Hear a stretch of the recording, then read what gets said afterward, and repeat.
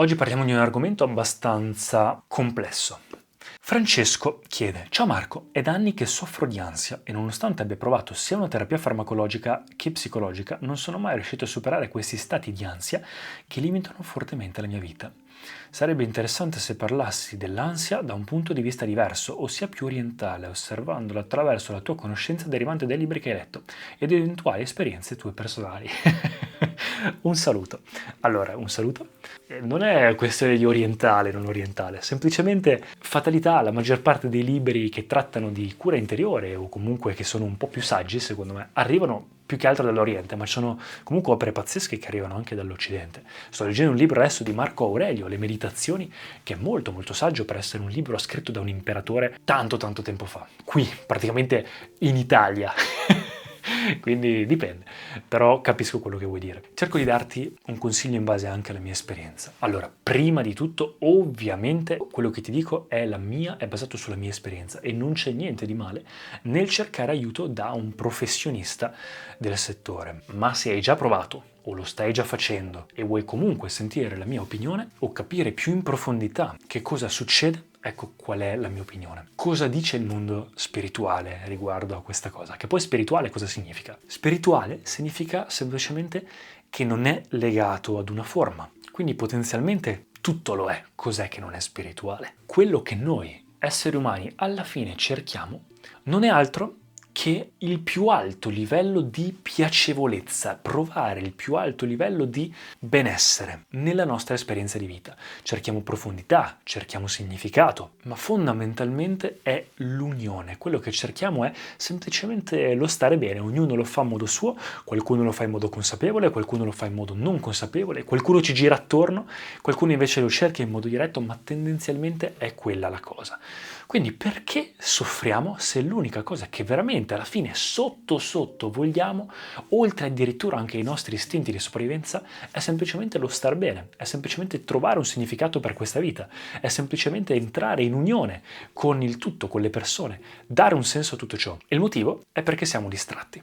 Gli animali non hanno ansia, gli animali non hanno depressione, magari forse sì in alcuni casi, però tendenzialmente perché no? Perché immaginatevi come una scala evolutiva. La vita nasce e si creano le prime forme di vita complesse, quindi il movimento, arriva il movimento che crea quindi la vita, pian piano la vita si evolve e crea l'essere umano, quindi il primo essere che ha capacità di utilizzare la mente. Ma arriva un punto in cui subentra qualcosa che non è nemmeno necessario per la sopravvivenza, che è la consapevolezza. Quindi la vita, il materiale, la forma, per la prima volta diventa consapevole, conscio di se stesso. È un po' come se l'universo per la prima volta, la forma, sapesse per la prima volta che esiste, diventa conscio. Questa consapevolezza, questa intelligenza che ha creato tutto e siamo arrivati fino a questo livello, è quello che viene definito consapevolezza, viene definito anima, viene definito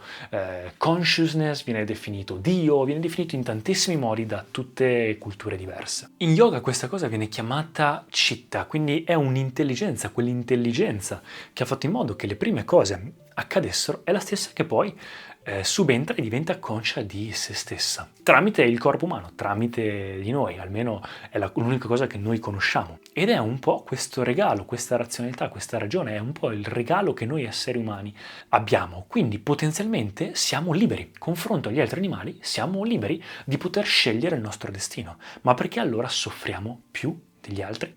Se ci togliessero metà della nostra ragione, della nostra intelligenza, del nostro intelletto, torneremmo a livello animale e in realtà saremmo anche in pace. I gatti sono lì che non pensano a niente, fanno pura sopravvivenza e finita lì. Noi siamo una via di mezzo in cui nello stadio evolutivo purtroppo abbiamo questa mente e corpo che sono complessissimi e li utilizziamo in qualche modo, nel modo in cui abbiamo, ma c'è un terzo stadio evolutivo che è quello che Eckhart Tolle definisce il nuovo mondo, in cui si va oltre il pensiero. Quindi invece che andare verso la parte animale e tornare indietro, si va oltre il pensiero, il che non significa quindi per stare bene devo togliere la mente, è la mente che mi fa star male. No, è andare oltre la mente. Adesso ti spiego. Noi esseri umani abbiamo questo regalo potentissimo che è l'utilizzo di strumenti. Lo strumento più complesso che abbiamo e migliore è la mente. La mente è fatta soprattutto, diciamo così, detta proprio in modo semplificato, di accumulazione di impressioni, accumulazione di dati che hai preso fin da quando sei nato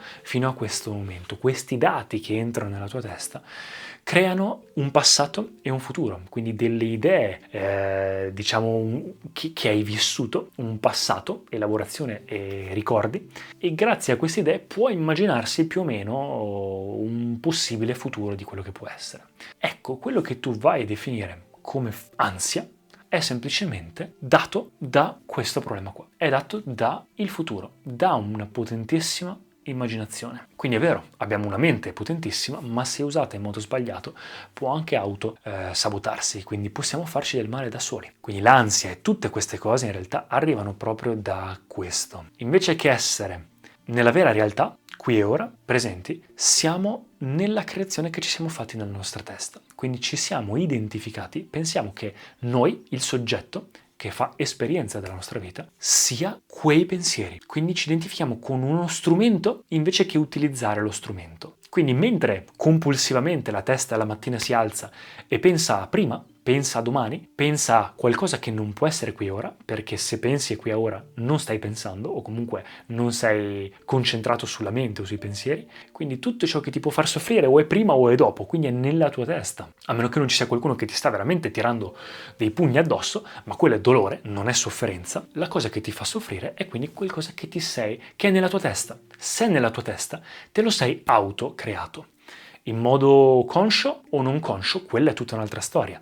La maggior parte delle persone soffre perché appunto si crea queste situazioni in modo non consapevole e pensa che ci sia un nemico o addirittura non trova un nemico ed è per quello che sta male, che lo sta sabotando. In realtà è tutto autocreato. Sei qui dentro, perso nel tuo pozzo, faccio sempre la metafora dell'essere in campagna, godersi la vista, che è un po' la metafora della vita, e c'è un pozzo. Vuoi bere, ma invece di utilizzare il catino per prendere l'acqua, ti ci tuffi dentro e pian piano ti dimentichi che sei dentro il pozzo e ti dimentichi che là fuori c'è una campagna bellissima da vedere, finisci lì, lo decori un po', eccetera, te la vivi un po' male, hai l'acqua, ma allo stesso tempo passi una vita veramente nel pozzo, buia. È la stessa cosa che vivono tantissime persone nel momento in cui vivono nella loro testa, invece che essere nella vera realtà, qui e ora presenti, vivono nella loro testa, quindi invece di usare lo strumento, il pozzo, per prendere l'acqua e portarla a sé e poi lasciarla andare, ci si tuffano dentro e più sei identificato con i tuoi pensieri,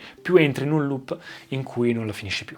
Quindi tu dici, sì, ma allora perché non impariamo a usarlo come strumento, a utilizzarlo in modo consapevole invece che in modo compulsivo? Esattamente, ma per farlo non puoi farlo mentre sei nella testa. Se sei ancora identificato coi pensieri, è come cercare di pulire la spazzatura rimanendo nel cestino. Non ce la fai, devi prima uscire, devi prima capire veramente in modo esperienziale, quindi nella tua vera esperienza di vita, devi capire che non sei quei pensieri e fidati che tante persone arrivano fino al punto di morte in cui non hanno mai provato per un singolo momento nella loro vita l'esperienza di non essere i propri pensieri, di uscire dalla propria testa ed essere qui presenti. E se sei qui presente e quindi non sei nella tua testa, sei nella vera creazione e quindi non sei nella creazione che ti sei autocreata, nelle cose che possiedi, nella tua immaginazione, il futuro, il passato, i tuoi drammi, chi sei, chi non sei, il tuo avatar che ti sei creato, se vai oltre questo tuo avatar, sei per forza nella vera creazione e nella vera creazione non c'è altro che puoi fare se non accettarla così com'è. Questo momento è inevitabile e quindi se c'è qualcosa per cui non puoi farci niente, automaticamente ti lasci andare e lasciarsi andare, non essere nella propria mente, è quello che viene definito yoga.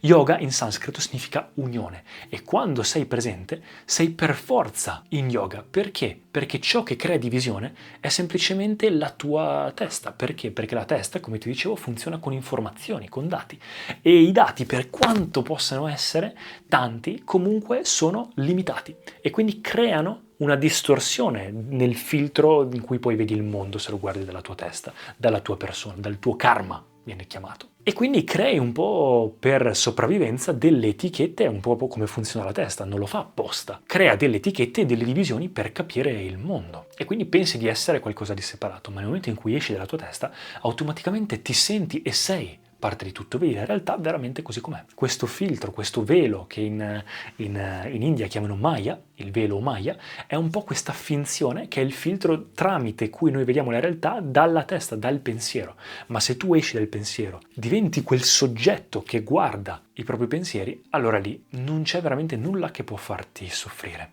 Come fare? Come ti dicevo, bisogna imparare quindi a uscire dalla propria testa. Prenderti un po' di spazio per vedere le cose da fuori. Se prendi un po' di prospettiva, un po' di spazio, automaticamente riesci non solo a vedere le cose come stanno con più chiarezza, ma anche a capire come utilizzarle nel modo migliore. È un po' come quando siamo andati sulla Luna e abbiamo capito che la Terra non è piatta. Si sono allontanati e hanno preso dello spazio. La stessa cosa con la testa. Ed è per questo che la gente fa pratica.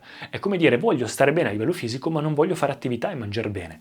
Puoi imparare la teoria quanto vuoi, ma un giorno devi andare in palestra, devi andare a camminare, devi andare a mangiare bene. La stessa cosa vale per il benessere interiore. Il problema è che cerchiamo in modo compulsivo di utilizzare questi strumenti complicati, ma non abbiamo mai preso del tempo per imparare a usarli. L'imparare a utilizzarli, la pratica è la meditazione. E la meditazione, ragazzi, non è qualcosa che si fa, ma è uno stato meditativo in cui si entra, è una qualità. È quello che vi dicevo, è il prenderti un po' di spazio tra te, la tua mente e il tuo corpo, le tue accumulazioni. Ti aiuta a separare le cose, il tempo, il dolore, tutto ciò che ti fa soffrire, perché lì rimane nella tua testa. E invece di entrarci, lo vedi da fuori. Non vuol dire che devi fermarla o controllarla, perché quello è comunque un qualcosa della testa. Semplicemente fa quello che deve fare, non le dai troppo peso, come non dai troppo peso alla respirazione, al battito del cuore, a tutte le altre tue parti del corpo che funzionano ogni giorno e continuano a funzionare di sottofondo. Stessa cosa, quando ti serve il pozzo, prendi l'acqua, utilizzi la mente quando serve e poi la rilasci andare, non ci dai troppo peso. Imparare a ridere dei propri pensieri, a non esserci identificato, quella è saggezza. Quindi uscire dalla propria creazione, futuro e passato, e tornare nel qui e ora. Ci sono vari tipi di meditazione, ma tendenzialmente significa questo. Ed ecco qua, questo è il mio pensiero. Fatemi sapere cosa ne pensate. Per qualsiasi cosa rimango disponibile. Nei commenti leggerò i commenti che hanno più mi piace o le domande più ricorrenti e risponderò in un prossimo video. Fatemi sapere se questo format può piacervi e ci vediamo al prossimo video.